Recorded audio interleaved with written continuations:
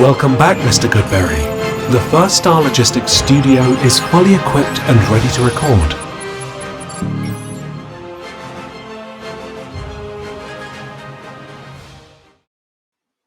Welcome back to Bengals on the Brain, presented by First Star Logistics. This is episode 118 after their win over the Panthers, a 10-point win where Joe Burrow did not get sacked. The defense had their issues, but the running game looks good and actually looks fun. On today's episode, we're going to go over the plays that won the game. We got a few on offense, we got a few on defense. I think it's 8 or 9 plays in total. I kind of paired a couple of them together. But these are the key plays, not just won the game, but will set the tone and the stage. That for the rest of the year, I think there's some of what we saw for the first month, but also these are things they can hang their hat on and move forward with and try to rebound the season any way they can. And, before we hit to the film, and I'm not going to take too long here, but, make sure you're following at Joe Goodberry, First Star Logistics. Sorry I missed you on Sunday with the Postgame show with Jake and Joe.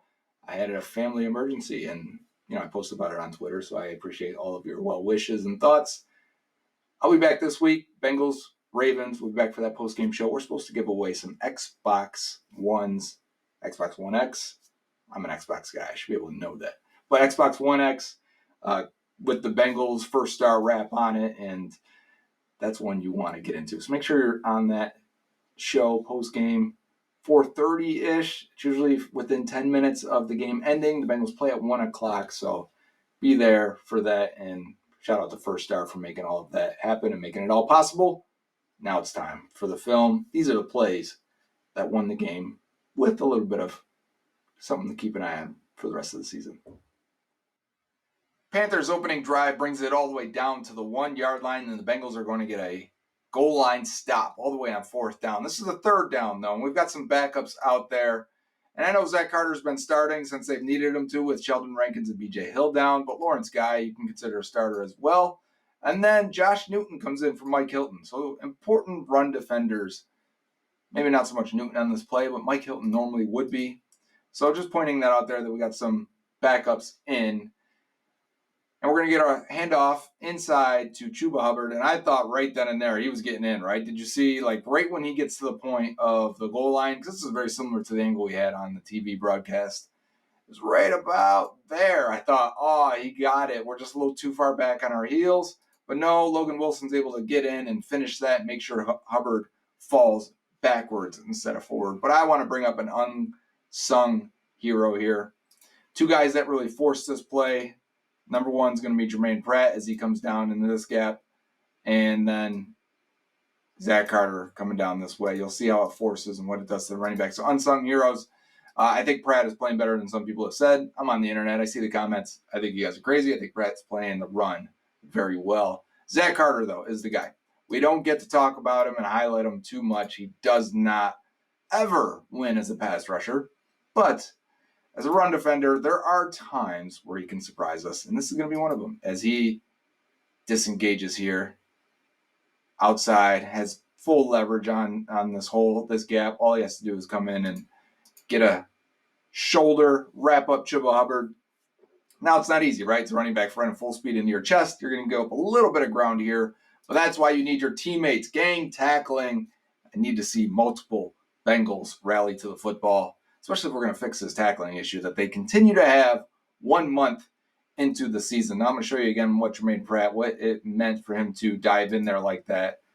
Okay, so as Pratt dives in, what are you doing, right? Because Logan Wilson can go this way. You're holding up a double team here, Lawrence Guy. Good job there. And when you see that as a running back, you go, okay, I'm going to play off this linebacker that's going inside. I mean, both linebackers going that way, outside, I guess, in this angle. I'm going to cut it up right here. So you need Zach Carter as the Bengals. You need Zach Carter to win. And what does he do to do that? All the kids out there, he attacks half a man. Attacks that shoulder, gives him the leverage back inside, in an area for him to just keep one arm free and rally and absorb that running back. And he does. And right here, Hubbard's got a chance. And they see Geno Stone and Logan Wilson come help finish him off, a Lawrence Guy falling on top. That is team defense. 3rd down stop, but the Panthers are going for it on 4th down. Bengals are getting late to get set. And the Panthers are going to run basically the same thing to the other side. Power, inside, out of shotgun for Hubbard. And it does not work. We got Chris Jenkins out there this time. Bengals in 3 defensive tackles on the field, okay? This is Zach Carter. This is Chris Jenkins. This is Lawrence Guy over top of the center, so he's at nose tackle. But that means Sam Hubbard only as a D end. This is not easy. If we're running, look at this from the Panthers side. They got a center, guard, tackle. For the Bengals side, they've got an end, a linebacker, and a nose. I mean, there's no free defender. I guess Logan Wilson can come over and tackle Hubbard. But if you only need a yard, I mean, I understand why they're running it this way. Because the Bengals on the other side, if you did the same thing for the other side, 1, 2, 3, and how many defenders do we have on the side? 1, 2, 3, 4. So you can see why we can't run that way. And so this is a lot on Sam Hubbard here. And we'll pause it here in a second. As that gap is open, you saw Jermaine Pratt kind of where he was here, jump outside and play the outside here. This is a wide open gap. Who is going to make a play for the Bengals in this moment? It's going to be Chris Jenkins and Logan Wilson.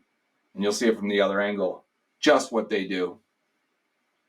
First, Jenkins, number 90, the rookie with one hand out there with a club on his right hand, I believe it is. First, bang, off the snap, good leverage. You're getting underneath that center. You are getting that back to arch backwards. And then Logan Wilson's going to have a free shot to the running back. But there's one other thing by Chris Jenkins. Right there. If you can get to the point where you can throw the blocker into the running back, into that gap, into that hole, that's a pretty veteran move. And he's only got one arm doing that. How is he holding on with the right hand if it's a club? He's just got it like lodged under the armpit and shoving this guy. This is very impressive. Logan Wilson, of course, coming in free and cleaning this thing up. But Chris Jenkins, bravo, dude. That's nuts with one hand. That's a tremendous play. Bengals get the stop. Now, they don't score on their, or did they? No, they didn't score on their drive. They ended up punting. Very nice punt by Ryan Rico. But coming back, third down. Panthers are going to throw the ball. Bengals are showing a blitz. We haven't done too much breakdowns on defense, right? What are the Bengals in here? They're showing potential for 2 safeties deep here. Maybe even quarters because you got both these corners backed off like that. Could it be quarters coverage? But what do we see right here?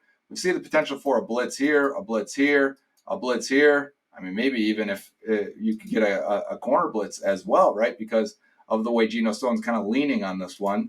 So let's clear that, and let's look at the personnel real fast because I like this. This is Joseph Osai at end, but that's supposed to be an arrow. Not an arrow, a drawing icon. That's Joseph Osai. That's Trey Hendrickson, right? You only have 3 down linemen, and that's Sam Hubbard at D-tackle. Hendrickson, Hubbard, Osai. I think that's a lot of fun. You're giving them something different for sure. This is Logan Wilson. This is Akeem Davis-Gaither. And this is Jermaine Pratt. So it's a 3-3-5 defense. 3-3-5. You run that in Madden, you know what that is. Okay. Oh, what do we got? We did get a blitz, but instead of everyone coming, Osai's going to drop back. Logan Wilson's going to drop back. And we are coming on this side with the slot corner, with the linebacker. And then 1, 2, 3, what is that, 5 total? 5 all coming from one side. And the Panthers running back is on this side. He's going to have to come all the way over to pick this up, and he does. Good job picking up that nickel, getting that slot guy. And the Bengals have enough guys in coverage. 1, 2, 3, 4, 5, 6. Where's Andy Dalton going to go with this ball? Oh, he was going to take the deep shot and test Cam Taylor-Britt again. But Trey Hendrickson knocks just the back half of that ball down as Dalton goes to throw it. Hendrickson just taps it, and that ball goes sky high like a punt. I like the personnel package on defense. They're trying to get creative. I think they realize, like, if defensive tackle is your weakness, why even put them on the field? I said this about one of the final plays against Kansas City. I would have wanted them to do this. Give me 3, that's a 3 athletes on the field. Hubbard being the least of them, but fine. That's better than any defensive tackle you're going to roll out there that late in the game. I love the I love to see if you can decipher who is coming and who's going and the games they play. Like, watch Logan Wilson to the right. Is he coming? Can you tell? Let's just watch him. Does he look like he's going to give it away? Oh, he does start leaning just a little bit. And he's going to drop into coverage as fast as he can to try and get this underneath guy, get this hot. Let's watch Trey Hendrickson here. Woo! Just got a hand on it. That ball goes sky high. That is a weird interception type punt. That's how you hurt your elbow too, if you're the quarterback. That's how Carson Palmer hurt his. Who was it a couple years ago? Josh Allen. He got hit like that again the other night too. Eyes on Trey Hendrickson, the best Bengal defender, even though PFF has Logan Wilson as the highest graded defender right now, if you didn't know that. We're going to watch him run this arc, and he's actually going to get the chance to run the arc here and not get doubled because they're sending the blitz from his side, right? So everyone's got to pick someone up. The running back can't help. The guard can't help. He is going for that corner. He turns it, and he just reaches around. That is such a fan. Look at him. He knew it, too. I didn't notice that before. That's funny. Good old Trey Hendrickson. That's our only 2 defensive highlights for this package of 9 plays. 8 plays, really, but it turned into 9. You'll see later. So now the Bengals have a chance to score off that turnover. Points off turnovers, right? Let's get it. Bringing Eric All, who we are infatuated with so far from a month. And we love bringing him in motion here and cracking this D-end. It is power football. It's young enthusiasm out of Eric All. It is what you like to see. Everyone's enjoying watching this guy go. So watch him first. Eric All coming in motion. Going to take this D-end out. Bang! Go low. Hit him at that hip to the thigh pad. You don't want to hit him in the knee. You don't want to hit him too high because it really won't have an effect other than tie him up. Hip, thigh pad, go through it. And he does here. Takes that D-end out. And I'll show you what it does to the numbers game as Chase Brown gets his first career touchdown. Good for him, and a breakout performance. I feel like we've said that quite a few times, breakout performance for Chase Brown. Last year's Jacksonville game when I was down in the First Star Beach House when we went to the Jacksonville game, that was a breakout. And then I think that Colts one where he took that screen and was the fastest player in the NFL, that was a breakout. This one was a full breakout. 15 carries, 80 yards, and 2 scores. So again, I said I was going to show you what this kind of does to the defense when you bring a guy in motion like that. And they're snapping it while he's in motion. We talked about this a lot last year. It was one of the evolutions to their offense that they needed to have. But what this allows is the linemen to block this way because they're not worried now about this guy. Eric All is going to take that D-end. So we're not worried about that D-end at all. So no pun intended. 1, 2, 3, 4, 5, right? Because we're not even worried about that D-end. We have 5 blockers here. And we've got 1, 2, 3, 4. Now, who's going to be the 5th one? I think it ends up being Josie Jewell, if I remember correctly. Orlando Brown's going to come and take him out. All that's going to leave is a one-on-one Eric All with our buddy Nick Scott. You remember him. So you see how it goes, right? Look how everybody takes a guy to the side. I will point out that Amarius Mims loses here. Jadeveon Clowney gets inside. And like I said, shout out to Ted Karras getting to the second level there and getting his hands on 54. Shaq Thompson. Like I said, it's going to be one-on-one. Your running back, very athletic running back, versus Nick Scott, who's actually an athlete, but we know he's not a great tackler. One-on-one, and just hit that cut. Hit the hole. Don't give him much to hit. We don't have to worry about a D lineman. So basically, we're just worried about what? 3 D linemen and 2 linebackers? I'd love to get Orlando Brown Jr. on a linebacker. I'd love to get Ted Karras on a linebacker. Keep an eye on Amarius Mims, though, here. If people are wondering why some of his PFF grades are low, his run blocking has been pretty suspect. He's a big dude. That helps. He's an athlete. That helps. He's strong. He's long. Those all help. But executing the blocks at a high level with speed and confidence is not there yet, to be expected. So I'm not killing the guy.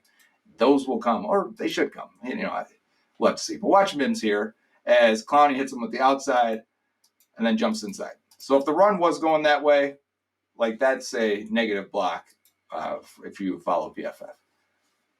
But again, whatever. Touchdown. Go Bengals, right? Okay. Next one. Now it's 7-7. Bengals are going to go up 14-7 on this play right here. One of the biggest plays, vintage Jamar Chase. Remember Jamar used to make guys miss like this? Remember his rookie year? And he has throughout his career, but it's gotten less and less. This looks like Jamar Chase. First, I want to point out we're bringing Chase Brown, not Jamar Chase. Chase Brown all the way to the outside in motion, going in a 3-by-1 set. Drew Sample started as a running back. He's going to come up to pick up the blitz. 3-by-1 means 1, 2, 3 by 1. Simple, right? We got one receiver to one side, and we got 3 to the other side. And the Panthers are showing blitz here, right? Let's see if they actually come with it. We'll see if they do, but 1, 2, 3, 4, 5, and 6. And how many blockers do the Bengals have? 5 O-linemen plus the fullback, tight end, H-back, running back, Drew Sample. Blocker extraordinaire, I should say that. Drew Sample. And what does the defense look like? We haven't had to talk about coverages at all today, right? It looks like they're giving you a pretty standard potential for a cover 2. Middle of the field open, right? If they stick this. Let's see post-snap if they don't rotate or not. No. Bang. So we know right at the post-snap, they didn't rotate. I think eyes for Joe Burrow are, let me hit an out route here. And we'll see why he doesn't take that. First of all, we're going to get Marius Mims blowing up and running. Those aren't supposed to be circles. Neither one of those. We're going to get him running Jadeveon Clowney around the arc while Jamar Chase is going to settle in the middle of the field, open defense. So watch how Burrow looks left, comes back to his right. He's got a great pocket. Look at all 4 of the linemen just set a wall, plus Drew Sample, not to exclude him. And Marius Mims running the arc as we've got these guys. I want to say, looks like we had an out and up by T. Higgins, and we've got a deep post by Chase Brown. I'd love to see this get hit eventually. This is a play to watch out for because you have a cover 2 beater. You also have another cover 2 beater if Chase wants to split these safeties, if he can. You also have this one out here if they want to play cover 3 or quarters. You've got a lot of beaters in this play with a chance to go deep. Burrow awkwardly throws this one. Chase does the rest, breaking tackles as everyone watches, but then they go running together as a team. It makes us all feel good when they score together. Can they split that touchdown 3 ways? Apparently that's against the rules. Let's watch pass protection, and then we'll focus on Burrow's processing on the other side. I want to watch the O-line here. That stance from Orlando Brown Jr. is crazy. I don't know if you caught it. If you can see right there. Like his knees tight together like that. I got picked on for doing that once. Mike Sands. But as you see, the outside guy's not coming. You see his first step was way outside. Outside guy's not coming. 92 is. Let's go in and help out Cordell Volson. It just ends up being a 4-man rush, which those guys on the inside have it nice and easy. He actually had to throw it over Orlando Brown's head, didn't he? Watch Burrow throw it over Brown's dome right here. Whoop.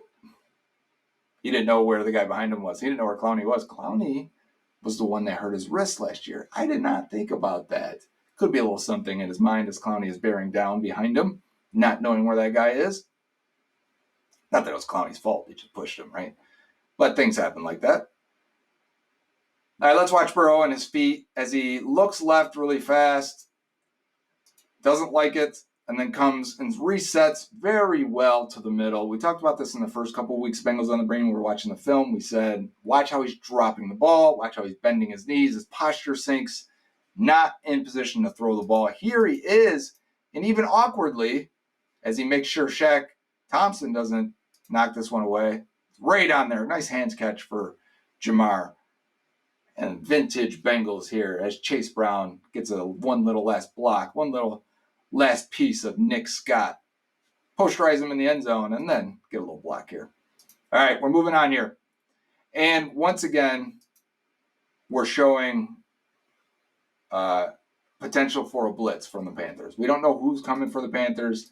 It looks like this guy could. 2, 3, 4, 5, maybe 6. We have to see maybe even number 8 because anytime you have a safety walked right behind this corner, potential for blitz here. So what does Burrow do? And this will be important later for a later play. He's not calling time out there. He's gonna bring up, like he did with Drew Sample, he's gonna bring up Zach Moss, who's been great in pass protection so far. He's going to bring them up to help pick this up so they can get a big play off.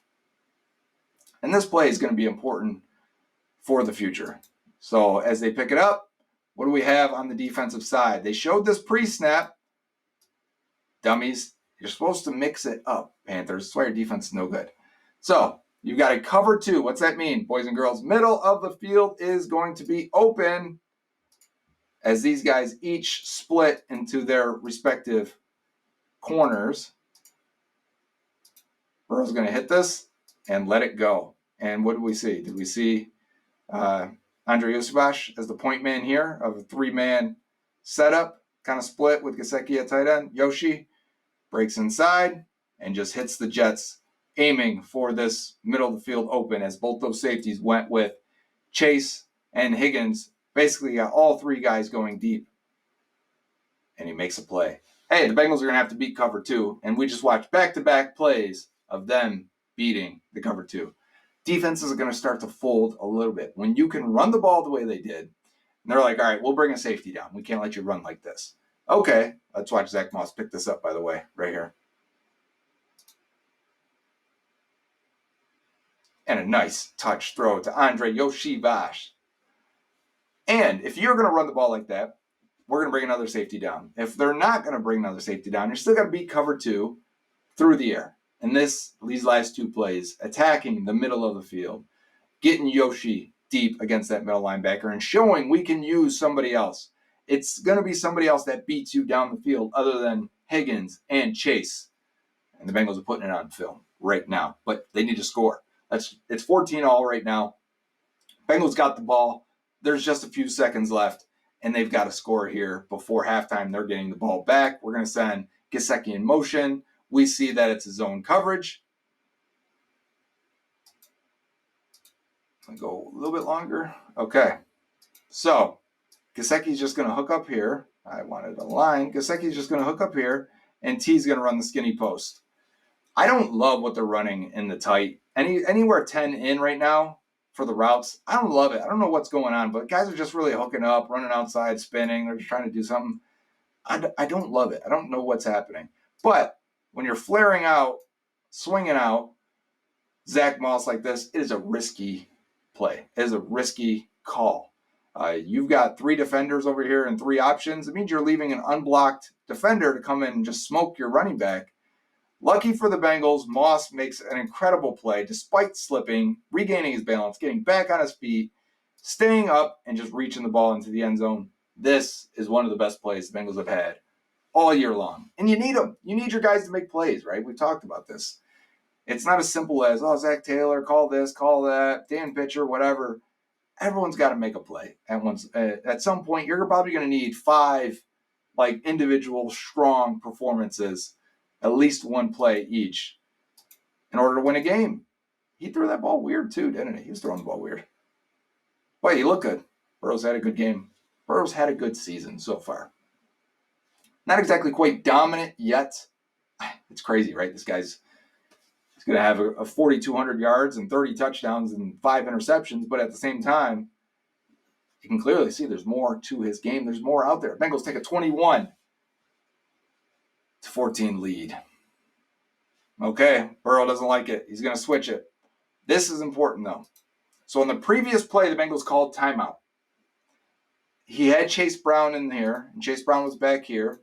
And he said, all right, Chase, I want you to come up, and I want you to block right here.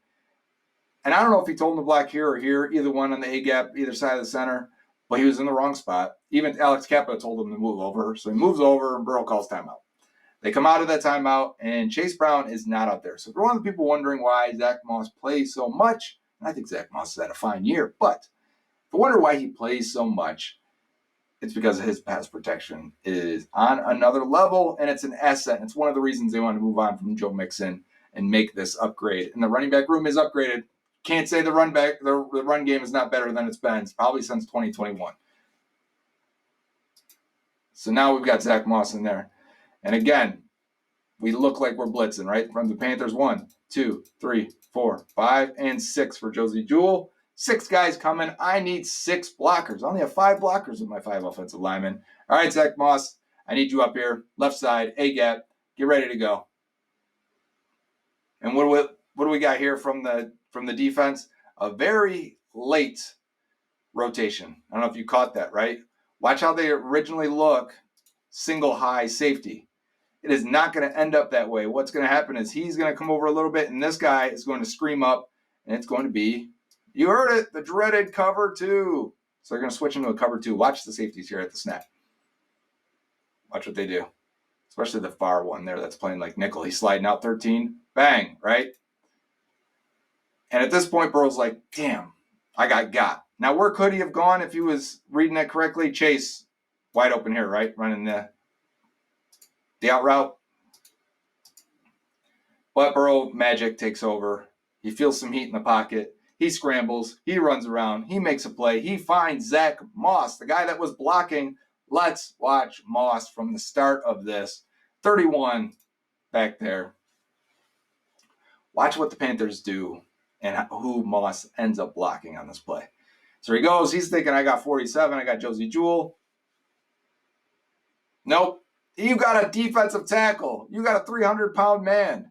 And then you got to go out and make a play as Burrow scrambles around, spins around, and finds you wide open for your longest catch of the season. He's averaging 8 yards a catch. Not something I expected out of Moss this year. We'll see if that continues.